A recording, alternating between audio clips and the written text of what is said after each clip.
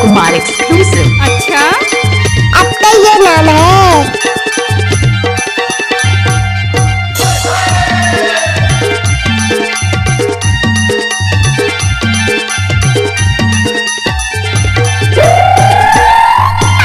हमारी अंगेना गोरी हमारी अंगेना गोरी हमारी अंगेना दीदी हमारी अंगेना करे मना चाहूँ तोला हमारी अंगेना दीदी हमारी अंगेना करे मना चाहूँ तोला हमारी अंगेना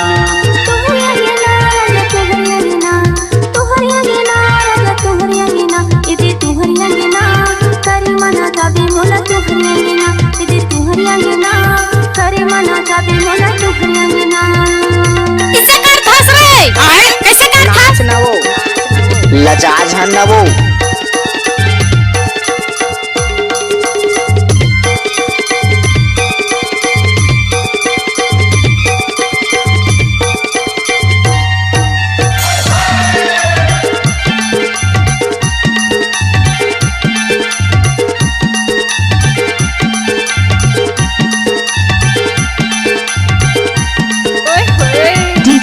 डीजे साउंड टिकरा टोला।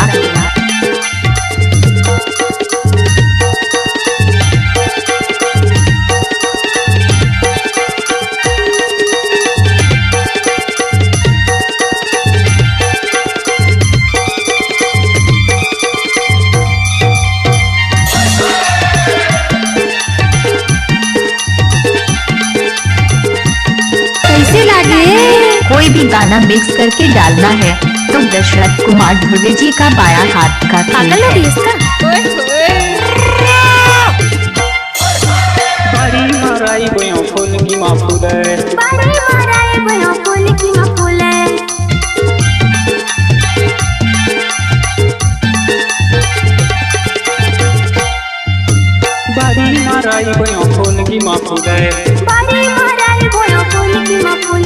माया वाले चेहरा मोर नजर माजूले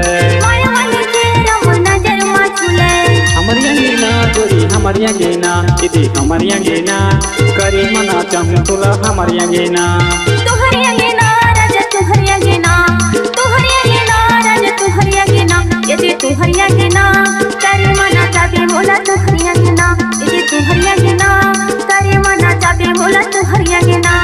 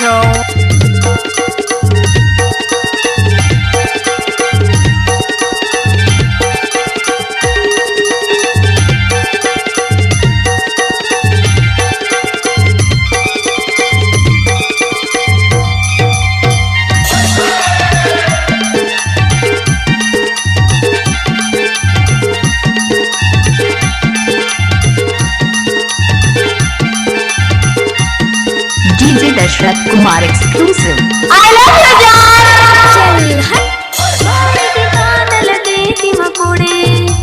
बारी के कांद लगई थी मकोड़ियों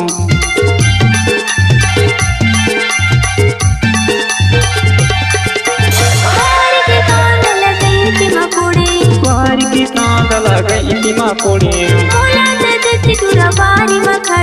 तोला मैं देखती गोरी बारी मखड़ियों करे मना चाबी बोला तुहरी अंगेना यदि तुहरी अंगेना करे मना चाबी बोला तुहरी अंगेना। हमारी अंगेना गोरी हमारी अंगेना दीदी हमारी अंगेना करे मना चाहूँ तोला हमारी अंगेना दीदी हमारी अंगेना करे मना चाहूँ तोला हमारी अंगेना। कोई भी गाना मिक्स करके डालना है तो दशरथ कुमार ध्रुव जी का बाया हाथ का खेल है। पागल हो गई इसका कैसे लागे।